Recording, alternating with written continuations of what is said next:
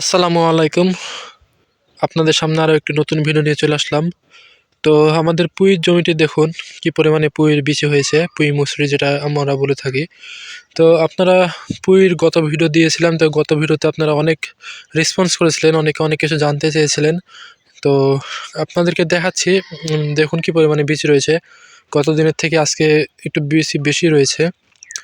তো আপনারা জেনে থাকবেন যে রাজশাহীতে প্রচুর পরিমাণে শীত পড়েছে। তো শীতের আবহাওয়াতে পুঁই অনেক ভালো হয়।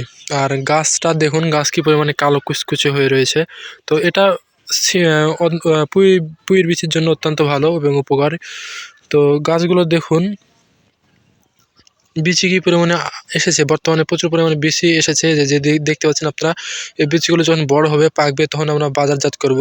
তো বর্তমানে বিচির চাহিদা রয়েছে, কিন্তু পাকছে না।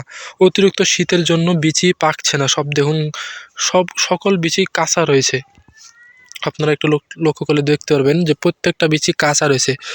তো আমরা চেষ্টা করছি যে বাজারে পাকা বিচিটা তোলার জন্য, মানে বিক্রয় করার জন্য। তো পাকা বিচি হচ্ছে না, সেই জন্য আমরা শীতের সময় বিচি তুলছি না। অতিরিক্ত শীত যেহেতু, সেই জন্য পাকছে না।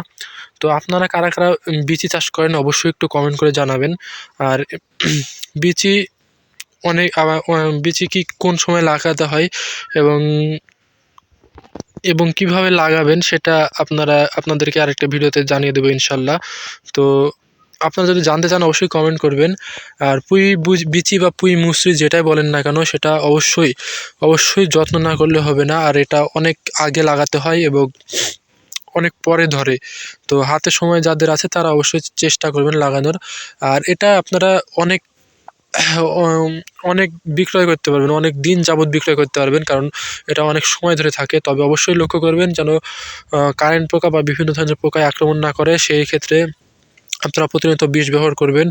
আর জমিতে আপনাদেরকে একটা জিনিস বলে রাখি, যে জমিতে অতিরিক্ত সার প্রয়োগ করবেন না।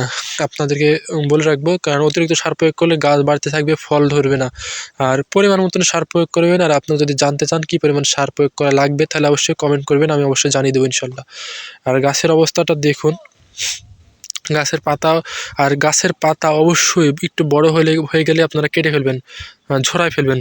বড় বড় পাতাগুলো ঝরায় ফেলবেন, এই যে হলুদ পাতাগুলো ঝরায় ফেলবেন, তাহলে গাছগুলো ভালো হবে। তো সবাই ভালো থাকবেন, সুস্থ থাকবেন, আমাদের চ্যানেলটি সাবস্ক্রাইব করে পাশে থাকবেন। আল্লাহ হাফেজ।